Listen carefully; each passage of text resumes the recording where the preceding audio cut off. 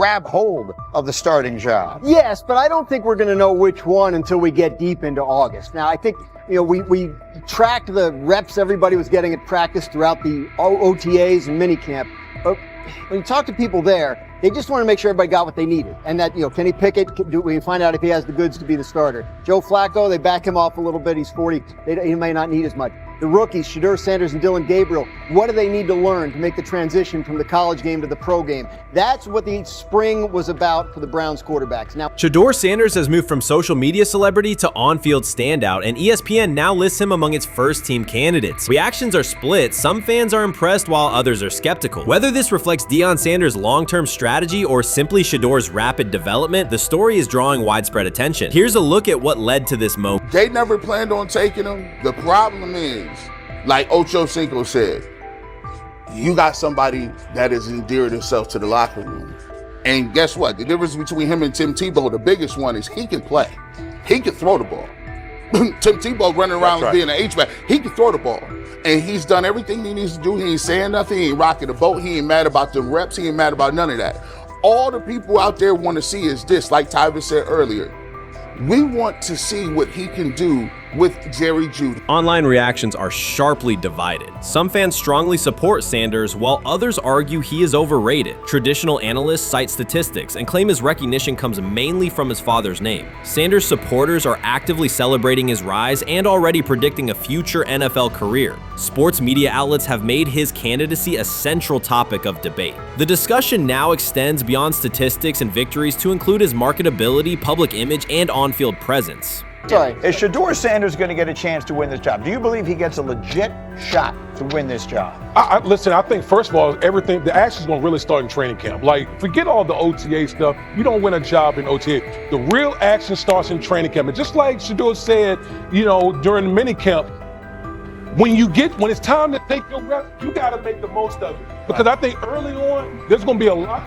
Remember, Joe Flacco didn't hardly practice in OTAs and mini camps because they were giving the young guys. Right. So when he gets his opportunity, he's going to have to make the most of it. Analysts are closely reviewing game footage to evaluate Sanders' decisions and mechanics, while others examine his social media activity to see how he balances content creation with quarterback duty. SHEDEUR Sanders' placement on ESPN's early first-team list has taken over the college football conversation. Supporters circulate his highlights and argue that his on-field production and leadership justify the honor. Skeptics claim the recognition relies too heavily on his family name and question whether his resume is strong enough for first-team status. Analysts are rewatching game footage to assess his reads, accuracy, and pocket presence, while others examine how he balances a high-profile social media presence with quarterback responsibilities. The debate has pushed other storylines, such as conference realignment and NIL issues, into the background, leaving fans and commentators focused on Sanders' performance, marketability, and overall impact on the sport. I'll keep saying it.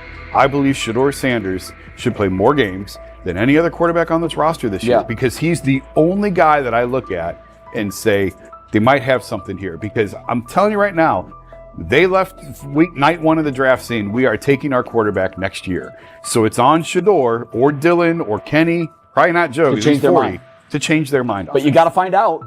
You got to find out. Opinions differ on whether Sanders is benefiting from his family name or simply showing real progress, but the attention is undeniable. Social media is flooded with edited images elevating him to legendary status. Critics argue the first-team nod is driven by hype and marketability, while supporters point to his flashes of strong arm talent, field vision, and decision-making. Regardless of motive, the announcement has dominated the football news cycle and intensified debate over how much of his rise is performance-based versus media-driven.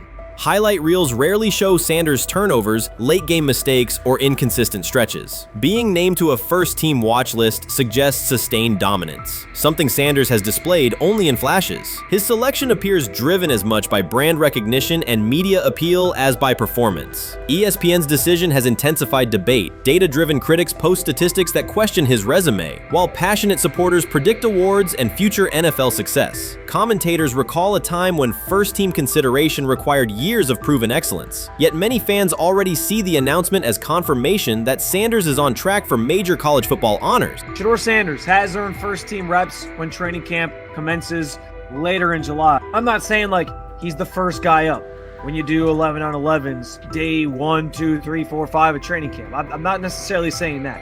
But he's the one quarterback that we didn't get a chance to see take reps with the ones. But I think SHEDEUR has a chance to like make this conversation interesting if he gets those reps with the ones and he has the same success that he did with the 2s, the 3s, and the 4s. I have confidence he can show you something, but I got to see it. We all got to see it before we can actually judge that. Some believe Deion Sanders is already preparing for an award ceremony, while others are furious, threatening to protest ESPN's credibility over SHEDEUR's first-team mention. Critics argue that honoring Sanders without a full season of elite play undermines college football standards. Supporters insist his performance and profile justify the recognition. The debate reflects a broader clash between traditional merit-based evaluation and modern brand-driven visibility. In today's landscape, first-team consideration is no longer only about statistics. It also involves marketability and audience engagement. Whether welcomed or rejected, Sanders commands attention and embodies the sport's shift toward both performance and personal brand. We've got news. Got news. About my Cleveland Browns. We've got an oblique problem. Obliques are big deals, especially when it's your quarterback.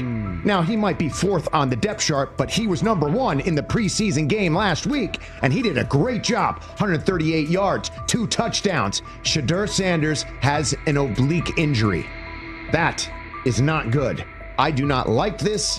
I hate this because I want to see more reps for SHEDEUR Sanders. SHEDEUR Sanders, a projected breakout this season, has been sidelined unexpectedly. The Browns coaching staff confirmed an oblique injury significant enough to keep him out of all activity. No reps, no drills, no warm-ups. Concerns are rising about how this may affect his momentum and force adjustments to the team's plan. The focus now is his recovery timeline, the impact on his development, and the next steps for the quarterback depth chart. Browns rookie quarterback SHEDEUR Sanders injured his oblique during practice today, putting his status in doubt for Saturday's preseason game against the Eagles.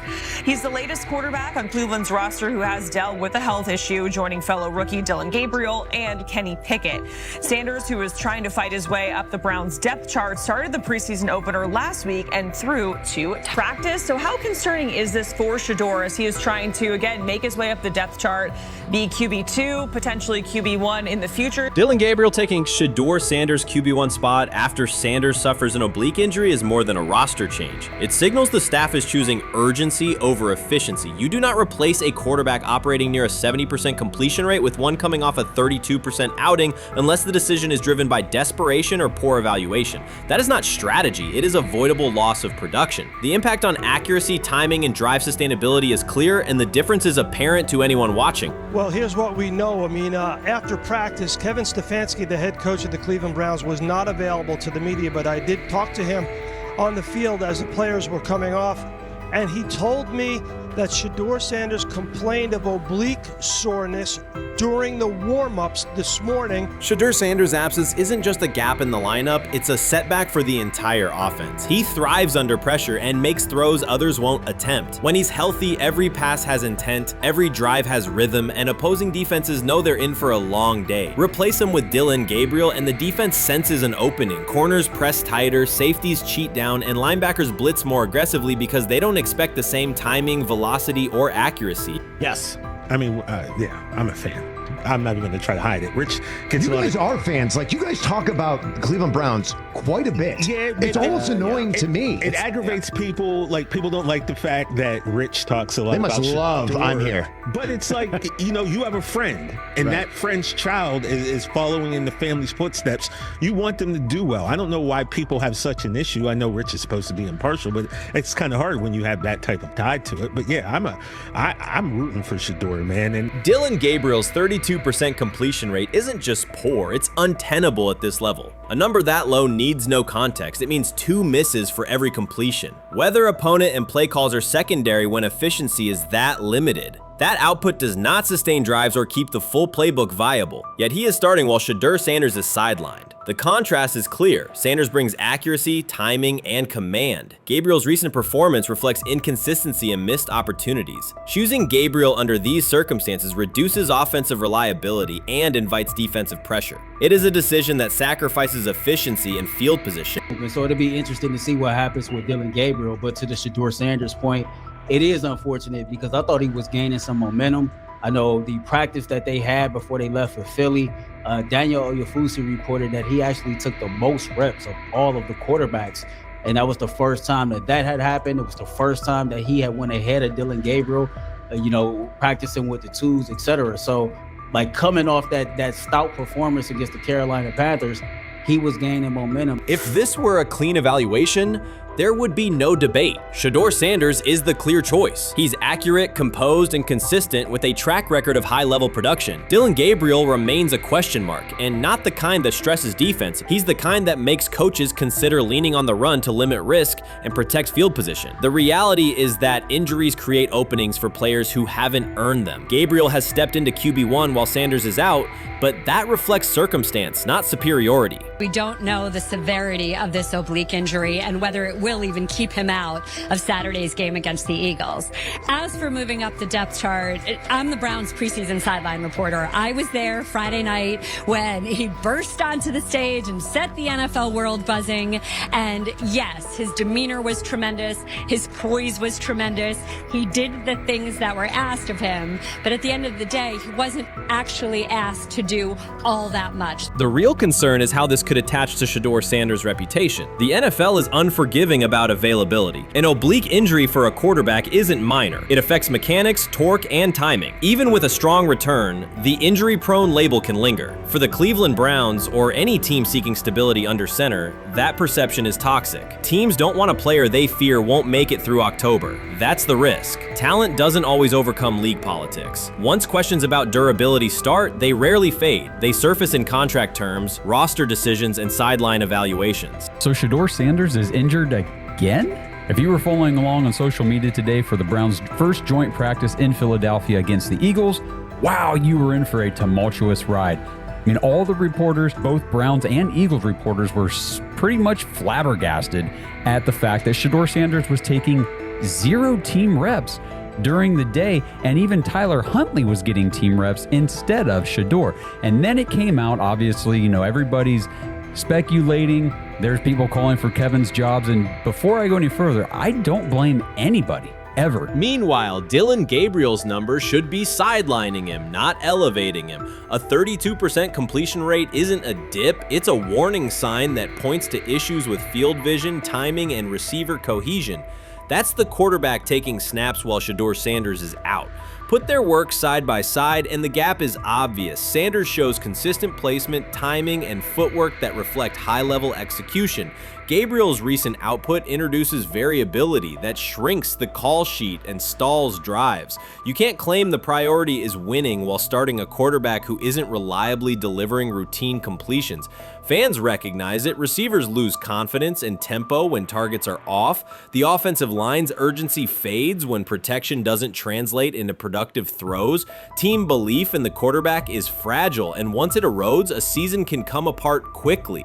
We could be looking at, 3/4 of Snoop and maybe 1/4 of Dylan Gabriel. Not really exciting for the fans. Of course, it would be nice to see what Dylan looks like. Did spend third-round capital on him. If you're Dylan Gabriel and you're a rookie, is not you be want to get team. healed. You want the reps. You want to take these reps. So what do you do to prepare yourself and get ready? Because, man, when rookies get injured, it's like these reps are so valuable. Yeah, sets them back a lot. We do have some video here. Mike Garafolo had some video of Jalen Hurts kind of helping SHEDEUR used his cart to get off the field here. SHEDEUR Sanders changes the entire equation. His presence under center keeps defenses honest, keeps teammates engaged, and expands the coaching staff's options. You can call vertical shots, open the playbook, and control the game's tempo. Dylan Gabriel limits that. With him, the playbook narrows, drives stall, and the defense ends up on the field too long trying to compensate. The Cleveland Browns are not in a position to gamble at quarterback. This is a franchise with a difficult history at the position. With Gabriel, the issues are visible from the stands. A 32% completion rate won't jump to 60% with a few extra reps. If anything, it will decline as defenses present looks they would not risk against SHEDEUR. And that's the core issue. SHEDEUR Sanders at 80% is still a better quarterback than Dylan Gabriel at his best. That isn't exaggeration, it's the numbers. If Sanders is a 70% passer when healthy, even a drop to 60% keeps him well ahead of where Gabriel is now. Yet the team is rolling with the quarterback who isn't delivering routine completions. Every week Sanders is out, his hold on QB QB1 loosens. That's the hard truth. The longer Gabriel stays in the role, the more coaches cite continuity and chemistry to cover what's happening on the field. Every throw and every drive has to be a statement, not just to win, but to erase any notion that Gabriel is a legitimate alternative. In the NFL, QB1 isn't handed back because you used to be the best option. You have to take it. Started off with some positive news for SHEDEUR, and then it kind of just went left real quick. SHEDEUR got the news early on that if Dillon Gabriel couldn't go, he would get his second straight start in the Saturday preseason game against the Philadelphia Eagles. And then he went on to injure his oblique. For the fans who don't know exactly what part of the body the oblique is at and what that injury is and how it can impact the quarterback, can you explain to them what is an oblique injury? It's like up in this area, right? Well, you can't see me, but like right up in here, when you go to throw, like obviously that's all that. So the truth is straightforward. The Cleveland Browns, or any team in this situation, aren't going anywhere meaningful with Dillon Gabriel under center. You can frame it as progress and point to selective highlights, but reality will level it out, and by then the season is already slipping. SHEDEUR Sanders is the difference between a team with a path forward and the team playing out the schedule. He reads coverages, delivers on-time throws, and forces defenses to respect every level of the field. Gabriel turns the offense into guesswork. The NFL is built on results, and the results are clear. Gabriel's 32% completion rate functions as a warning sign. It doesn't need context, a clinic, or a film session to explain. It signals inefficiency that stalls drives and compresses the playbook. Yet he has been handed the role SHEDEUR established through precision, composure, and production. That decision undercuts the stated goal of winning. With Sanders, the offense retains structure, rhythm, and threat. With Gabriel, it narrows and exposes the defense to longer stretches on the field. So before your final year at Miami, there's a lot of conversations revolved around SHEDEUR Sanders. Obviously, I'm assuming you guys have a great relationship. Some of the clips you've seen and stuff like that. What is it like for you to have like this rivalry with SHEDEUR? I don't have a rivalry with him. That's my boy. So at the end of the day, this whole process, we thought me and him were going to be 1 and 2 the whole time. Whether he's 1, I'm 2, whether I'm 1, he's 2. And so that's just always been, our mindset. It didn't go that way. I thought he was one of the better quarterbacks in the draft as well, even throughout college. A lot of stuff out there on him ain't really, the truth, just because they spin it different ways. Like they spin stuff about me different ways. But I mean, when he gets his chance, become a starter, I know he's gonna make the most of it. And I'm ready to get back to work with him, after the season, talk some more stuff to him. Cam Ward directly challenged the uneven standards applied to SHEDEUR Sanders, calling them inconsistent and unfair. By insisting that performance, not politics, guide evaluation, he shifted the discussion from one player to a league-wide problem. Sanders' treatment now serves as a test of how the NFL supports and evaluates emerging quarterbacks. I feel a special relationship with him, especially me. First getting to know him 5 years ago when I started working with him. But it did surprise me because he's a good quarterback. It doesn't get a lot of the credit that he deserves. Especially the plays that he made in Colorado. A lot of quarterbacks and coaches are making those plays. So when he gets this opportunity, I'm pretty sure he'll have it soon today. He'll make sure he'll make plays on the field. Cam Ward's public challenge to the treatment of SHEDEUR Sanders brought the issue into clear view. For months, discussion around Sanders has centered on his profile, major compensation, a prominent Nike deal, and the expectation to stabilize a struggling franchise. Rather than a standard evaluation of a top prospect, he has faced sustained skepticism from analysts, fans, and league voices. Ward's comments underscored that the standards being applied to Sanders diverge from those used with other rookies. By stating it directly, he did more than support another quarterback. He identified a broader problem in how the league responds to young players with significant visibility. The takeaway is direct. Assessments should reflect on-field performance and development, not external narratives. A generational talent. I'm gonna prove him right. I'm gonna prove him right, don't worry. Oh my God. An article came out today. I'm generational. So I guess it's article versus article. I like that you think that, man. But we all know the truth. What? Trav gonna be first? You generational, I'm legendary. That's cool. We can be legendary. Legendary, get their ass. We'll start going in like 5 minutes. SHEDEUR Sanders entered the league with more than a playbook. He brought a public brand, a family legacy, and expectations unusual for a first-year quarterback. Before his first regular season throw, he was already positioned at the center of attention. Rather than assess him on that reality and his on-field ability, many voices reduced him to marketing, treating visibility as proof of hype instead of performance. performance. Cam Ward pushed back on that framing. His point was simple: judge Sanders by the same criteria applied to other rookies. With Sanders' resume, production, leadership, and composure, most first-year quarterbacks would be discussed as long-term cornerstones. The evaluation should be consistent, focused on development and results, not perception. This is the process with SHEDEUR, who I know is a buddy of yours, and how do you think both of you guys will end up doing it? I think we'll both end up being one of the best quarterbacks in the league. I just think the work that me and him are willing to put in, the relationship we have to constantly compete each and every day, to better our craft, for ourselves. I just think it's gonna end up paying off for us in the long run. Do you guys kid each other about who's going first and how much does that matter to you? Yeah, we play around, we joke around with it. Really don't mean nothing. The draft pick will never mean anything.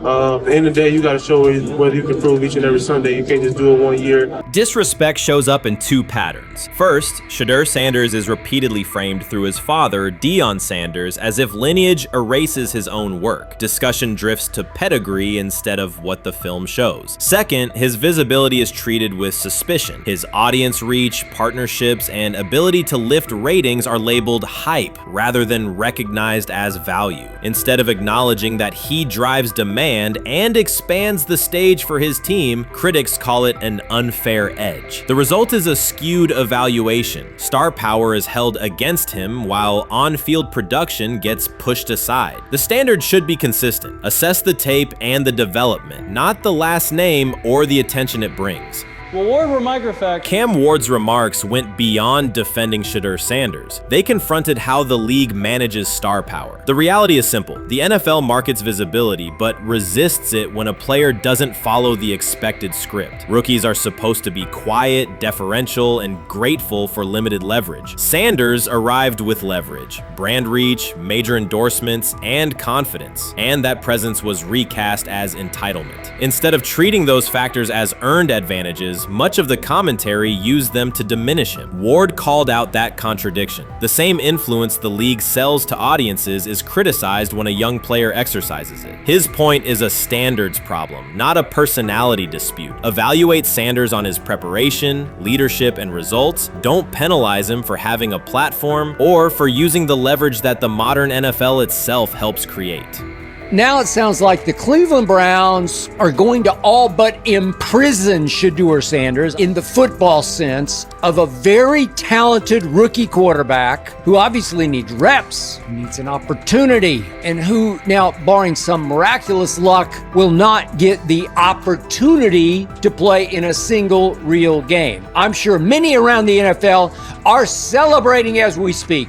They are chuckling about this. Many in the NFL wanted to teach SHEDEUR and his daddy. Cleveland became the center of the conversation. With SHEDEUR Sanders attached to a major Nike partnership, the expectation was straightforward. He should be given real game reps.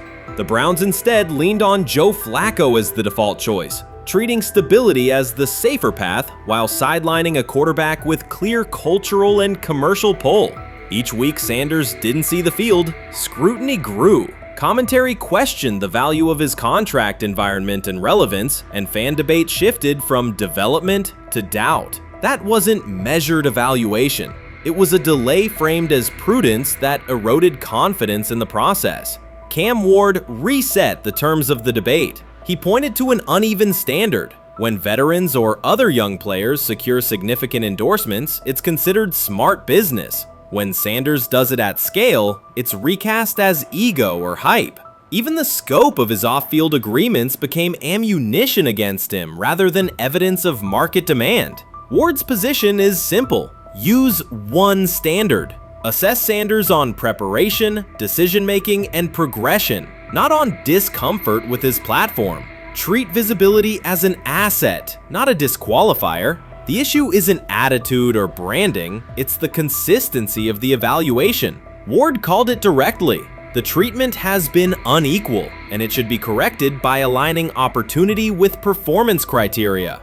Fans need to recognize there's not a team in the league he'd start for. Not one. That's not ridiculous, that's not unfair, that's not a vast conspiracy. SHEDEUR Sanders fans are Angel Reese fans. They're just fair weather fans who don't really give a fuck about the sport. Most of them are just Dion fucking groupies that followed him when he went to fucking Colorado, just like Angel Reese's fans had never watched basketball prior to her playing at LSU, and they followed her to the WNBA and don't know shit about the sport. That's it. Now Dion fucking groupies are running around acting like, oh, this is payback to his dad. The timing is pivotal. SHEDEUR Sanders isn't trying to blend into the league's background. He's shaping the agenda. He drives debate segments, fuels short-form highlights, and moves merchandise at a pace most rookies never approach. By the metrics that define modern attention, he is the draw. Yet, a segment of observers continues to undercut him, not because of shortcomings on tape, but because of discomfort with how prominent he already is. Cam Ward put words to what many could see. Coverage around Sanders has been filtered through reaction to his visibility, rather than a clear read of his performance and growth. The market has already weighed in. Demand is real, not manufactured. Nike's record-level rookie endorsement aligned with that reality, signaling long-term value and cultural reach. This exposes a core contradiction. The NFL depends on star power to sell tickets, fill stadiums, and boost ratings, but it resists stars who set terms on their own. Visibility is celebrated until a player exercises it. The fix is straightforward. Apply one standard. Evaluate Sanders on preparation, decision-making, and results, and treat his platform as the asset it is. If the league benefits from his presence, its evaluation practices should reflect that same reality, consistently and without penalty for scale. SHEDEUR Sanders does not depend on league promotion. He established his platform before the NFL and continues to expand it on his own terms. That autonomy challenges the status quo. Cam Ward's support was more than a defense of a teammate. It was a warning that if the league holds to outdated expectations, it risks falling behind the very players who drive audience attention and revenue. Claims that Sanders lacks real popularity ignore measurable facts. A large, active following, consistent merchandise demand, and sustained coverage across major outlets. Doubts about his standing as a quarterback overlook his college production and growth indicators. The pattern is familiar. Efforts to minimize him increase his reach. Each skeptical headline widens the spotlight, and each dismissive take creates more engagement. You cannot reduce a player built for visibility by arguing he should be less visible. The practical outcome is the opposite. Scrutiny becomes signal. Sanders is not merely enduring criticism, he is turning it into momentum, converting attention into leverage on and off the field. He lied to us all when he said that this was going to be an open competition,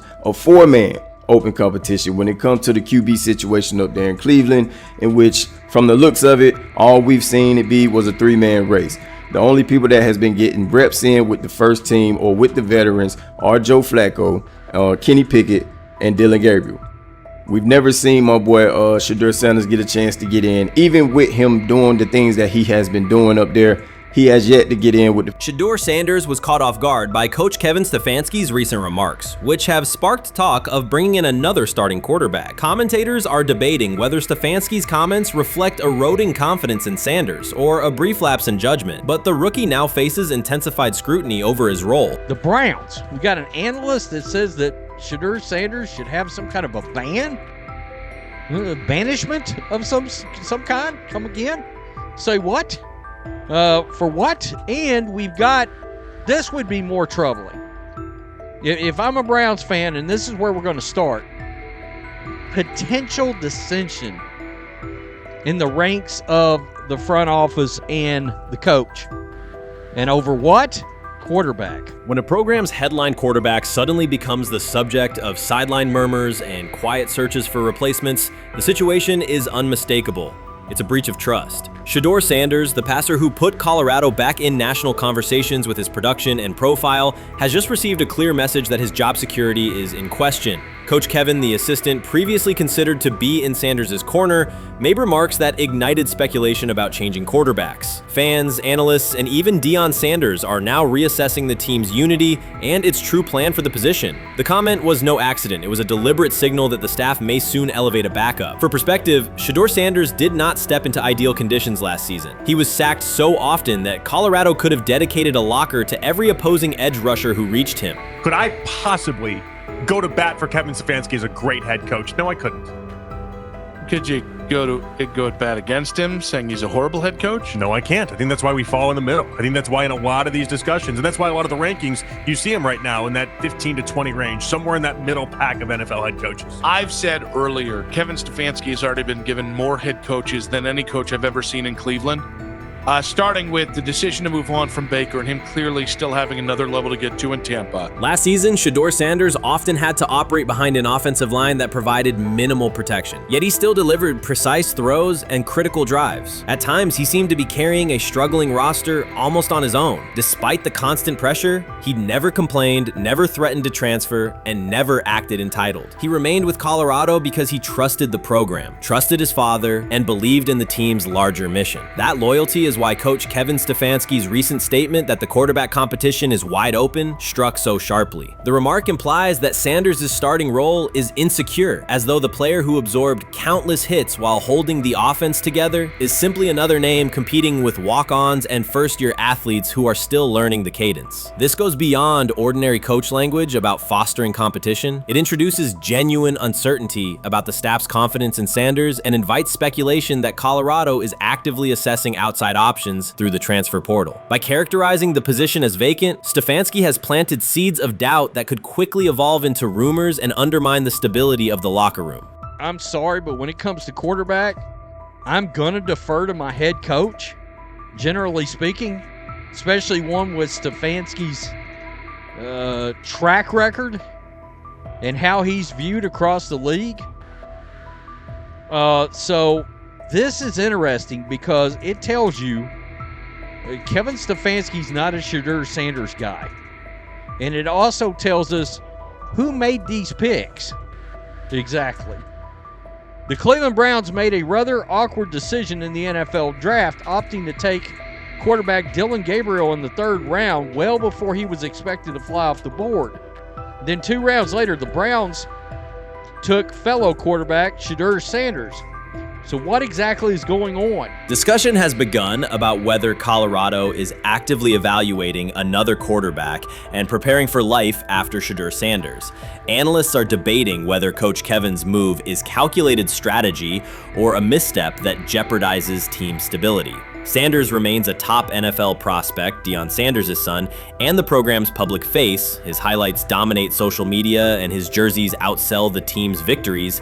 Yet he is once again being asked to reaffirm his position. The issue is more than routine roster management. It intersects with the family dynamics that shape the program. By portraying the quarterback job as open, Coach Kevin signals to both SHEDEUR and Deion that the staff is willing to move on despite Sanders' stature. For SHEDEUR, sitting through film sessions while hearing talk of potential replacements adds an unwelcome layer of uncertainty to an otherwise proven resume. The decision may reflect a desire for a quarterback with a different profile, perhaps someone more mobile and system-oriented, rather than a dismissal of Sanders' accomplishments. You made an interesting point. So I tend to have the drip, drip, drip. This was my Johnny Manziel theory, is that everybody makes mistakes, especially when you're young. But if I see 2, 3, 4, 5, then you've got a plumbing issue. It's not just you didn't close the faucet. So there's about 6 pieces of video in college where SHEDEUR was a little bit of a brat, whatever. Then there's the legendary cringy draft room. Didn't love that as a B prospect. Then there's back-to-back speeding tickets, both over 90, and a missed arraignment. The NFL is navigating unexpected headlines after a former Browns coach publicly defended SHEDEUR Sanders in response to reports of multiple speeding tickets. The coach's statement has sparked extensive online debate. Supporters welcome the show of loyalty, while critics question the motive. Sanders now finds himself at the center of an unforeseen controversy, and observers want to know why a Cleveland coach is standing so firmly in his corner. The story is developing rapidly and continues to draw intense attention. When it came out that he got a speeding ticket, I said it's not really that big a deal. I feel very differently about it now. Over 40 miles an hour over the speed limit, less than 2 weeks after you just got a ticket. I don't know if that's entitlement or immaturity. There's got to be some teams that are feeling very good right now that they didn't draft him. Observers are focusing on SHEDEUR Sanders' recent speeding ticket, treating the violation as a measure of his character and sidelining his athletic, academic, and philanthropic accomplishments. The incident, driving 15 miles per hour over the limit in a borrowed Lamborghini, has drawn sharp criticism. In response, a former Cleveland Browns coach has taken the opportunity to comment, even though the franchise is widely viewed as unstable due to its frequent coaching changes and limited on-field success. By defending Sanders, he presents himself as an authority on discipline and leadership. The statement, coming from an organization seldom praised for stability, has nonetheless attracted considerable attention across the league. You want to defend him a little bit. I thought this was an interesting take. Yeah, I thought it was really interesting that you said you were out because of the speeding tickets. To me, that's such a minor thing. You were so high on him in terms of his completion percentage in OTAs, and I thought that was a little aggressive on your part. But with the speeding tickets, I got a speeding ticket the first night of the draft, my first year there. I thought maybe I'd get the benefit of the doubt, but they gave it to me anyways. As soon as the former Browns coach defended SHEDEUR Sanders, social media erupted with commentary, resembling the volume of draft night coverage. Posts and opinions appeared within minutes, and criticism escalated rapidly. Detractors amplified Sanders' minor speeding violation, while supporters argued that such reactions were disproportionate to a single traffic citation. SHEDEUR Sanders received 2 speeding citations, and the minor traffic issue quickly drew national attention. Before considering the former Browns coach's response, it is useful to clarify the facts. Sanders, son of Pro Football Hall of Famer Deion Sanders and a current college quarterback, was twice ticketed for exceeding the limit while driving a high-performance vehicle. Commentary on social media escalated rapidly, with critics framing the incident as a significant character concern, even as the league has historically tolerated far more serious legal transgressions. Stepping into the debate, a former Cleveland Browns coach, best known for a tenure filled with losses and contested decisions, issued a strong public defense. He argued that 2 speeding tickets should not define Sanders' reputation or overshadow his on-field talent and community work, urging a balanced assessment of the player's actions. I don't love it from a 5th round draft pick. I don't love that it happened multiple times, but I do think that this is the first time he's been away from his dad, and there's gonna be some growing pains now. Would I sell my stock on it like you are? Not because of a couple speeding tickets, especially in light of the problems that Brown's quarterback room has had to deal with legally in the last few years. I mean, this is nothing. The debate quickly shifted from 2 speeding citations to broader claims about integrity, growth, and leadership. The former Browns coach framed the infractions as moments for personal development and urged observers to view them in context. Critics responded forcefully. Some called for disciplinary action, others questioned Deion Sanders' parenting, and a few sought to discredit the coach himself, despite his professional record already being widely analyzed across the league. The reaction underscores an apparent inconsistency in public standards. Fans often overlook on-field confrontations, heated sideline arguments, and other significant controversies, yet they treated Sanders' routine traffic offenses, speeding without evidence of reckless endangerment, as indicators of serious character flaws. If such minor violations were adopted as the primary measure of morality in professional football, many players would face similar criticism. Sports media amplified the story almost immediately. Television panels dissected SHEDEUR Sanders' decision-making, treating 2 speeding tickets as indicators of deeper character concerns. Networks aired detailed segments under banners such as red flags and road rage, repeatedly questioning whether the citations might affect his draft evaluation. Although Sanders is already regarded as a first-round prospect, analysts emphasize that NFL teams value discipline and legal awareness when forming final assessments. Many commentators overlook the fact that other high-profile players have faced more serious offenses without similar scrutiny. Throughout the coverage, the former Browns coach defended Sanders, portraying him as a talented quarterback subjected to disproportionate criticism in a culture that expects near-perfect conduct. His argument was thorough and methodical, asserting that the traffic violation should not overshadow Sanders' skills, work ethic, or future potential. Commentators point out that the coach's intervention was not entirely selfless. He recognized the publicity potential. One day he was an overlooked figure from a struggling Browns era, the next he was a trending name across sports media. The discussion quickly expanded beyond Sanders' speeding citations to questions of image management and narrative control. Critics demanded disciplinary measures, public apologies, team sanctions, and formal statements, yet their objections seemed directed less at the traffic infractions themselves and more at Sanders' high profile, confidence, and resistance to traditional traditional expectations. In practical terms, Sanders' brand remains intact. The coach secures renewed relevance, and the episode supplies another headline in the ongoing story of modern football. The next time Sanders is seen in a high-performance car, the debate will likely reignite, focused not on speed limits, but on the broader culture of the league. Meanwhile, new voices continue to join the conversation. Broadcaster Colin Cowherd has already weighed in, offering his own reassessment of the incident and its broader implications. Breaking news, SHEDEUR Sanders last night was pulled over going 100 miles per hour. All right, he clocked 101, 41 miles an hour over the speed limit in Cleveland. He will have the opportunity to fight the ticket in court. Now, I'm not exactly sure where he was pulled over, whether or not that it was in Ohio or whether or not that it was in his home state. But typically when you're going 40 over, that's flirting with the line of reckless driving. Folks, I gotta tell ya, I don't understand what it is with these young men driving at absurd speed. Colin Cowherd's view of SHEDEUR Sanders shifted abruptly. Days after praising the quarterback's poise and skill, he appeared on air to declare that Sanders is overhyped, unfocused, and distracted by celebrity. The reversal was immediate, without any gradual reconsideration. Cowherd now frames Sanders' 2 speeding tickets as evidence of poor judgment, even though he has defended other quarterbacks facing far more serious off-field issues. The sudden, wholesale withdrawal of support leaves viewers questioning the consistency of Cowherd's criteria, and illustrates how quickly media narratives can change when minor incidents receive outsized attention. This is okay. Okay. How much of this is? I mean, Jimmy Haslam has his hands all over Manziel, has his hands all over Deshaun Watson. Admitted it, man enough to admit it. I saw the reaction in the draft room when they took SHEDEUR Sanders.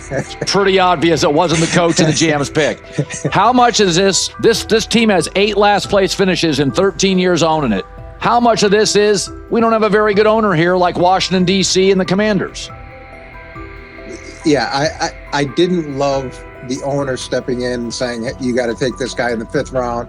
And I doubt they'll ever admit to it. While Colin Cowherd urged teams to move on from SHEDEUR Sanders, former Browns coach Eric Mangini offered a more measured response. Mangini, whose tenure in Cleveland was marked by mixed results, used his platform to provide context rather than condemnation. Instead of sensationalizing the speeding violations, he encouraged viewers to consider Sanders' circumstances. A 21-year-old quarterback whose life is scrutinized both on and off the field. Mangini acknowledged that the tickets were mistakes, but emphasized that they do not by themselves define Sanders' character or future. He noted the extraordinary attention athletes received today, combining the responsibilities of quarterback, public figure, and social media presence. Under such pressure, missteps are magnified, and criticism multiplies quickly. Mangini concluded that any evaluation of Sanders should weigh the totality of his behavior, performance, and growth, rather than isolate 2 traffic citations as decisive evidence of poor judgment.